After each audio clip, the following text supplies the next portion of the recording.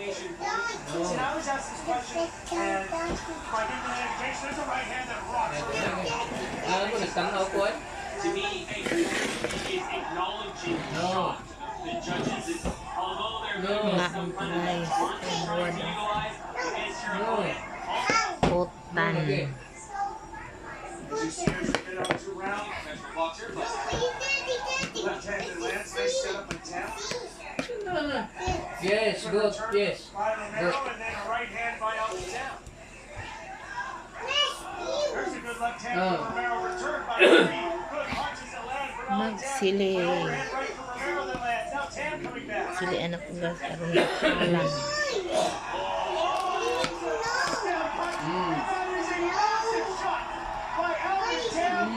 Mga unta guys. Bon put guys eh. Andy Social's gonna have a look at him. He is rock. Andy Social's trying to make sure. Nope, and that's an exit. When you walk the other direction, that is a clear sign. Alcantara, the victor. Si Alvin Tan ay isang Pinoy na boksingero na nagbigay din ng arangalan sa mga Pilipino. Hindi man siya masyadong kilala at naging sikat na boksingero, pero pinakita niya sa mundo ang bangis ng dugong Pilipino.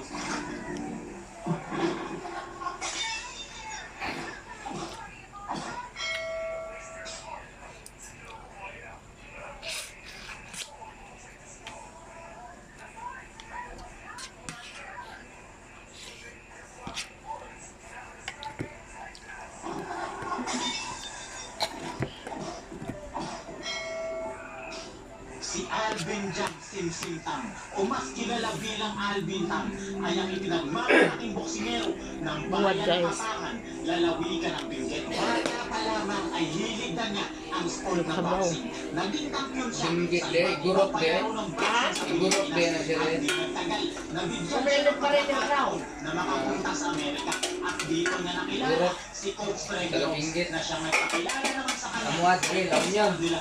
Binggit naman babaw. Mura lagi na sa glakuan. Kanang pariner ba?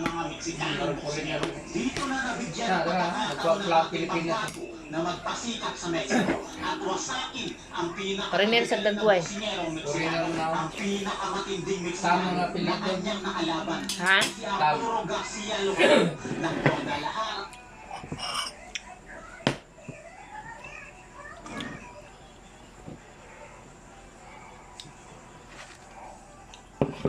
Alam naman natin na pasukan na po yung impeachment complaint laban na po kay President Bongbong Marcos. Kasama ko nga po pala si attorney. So, guys. Lucerna with a triple control system helps release glucose evenly and control blood sugar 90% of the time. Yes, steady and Sili. basta magkaroon ng Lucerna, in control ka. Mag-uusap tayo. Pinoy Street Lawyer, Attorney DJ. Attorney, Driver lang po ako, driver ng gabi. Attorney, may ako, syempre diba, sinabi na ni Tito Soto na kung ganyan lang din naman yung ginagawa ng Supreme Court, sulong pa lang din yung charter change.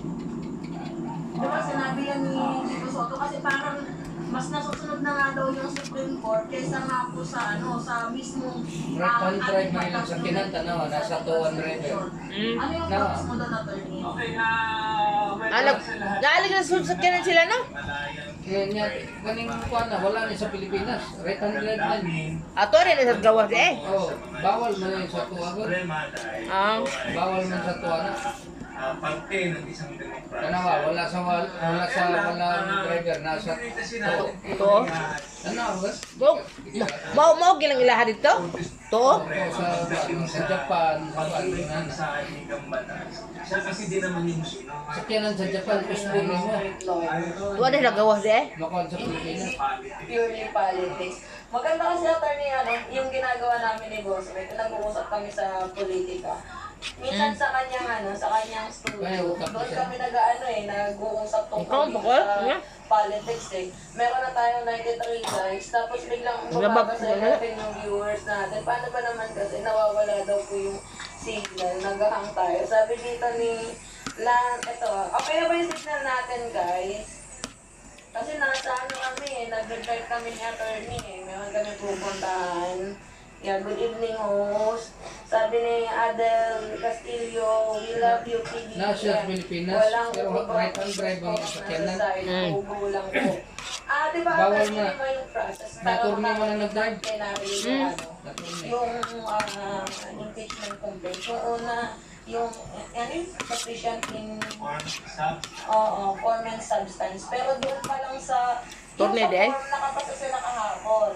Tapos ngayon naman sa in substance, medyo hindi. So, ano kaya yung reason na attorney, no? Kung kunyari, neutral lang tayo. Ano kaya yung reason bakit naging binasura itong pinatawag ng sufficient in substance? Pare, sana kati.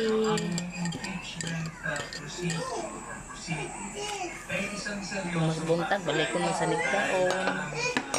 Ito ay pagkakatagal sa isang Rider.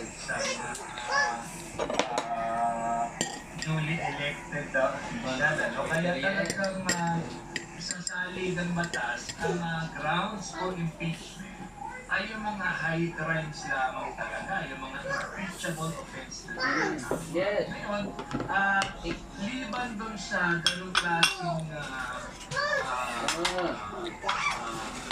alitin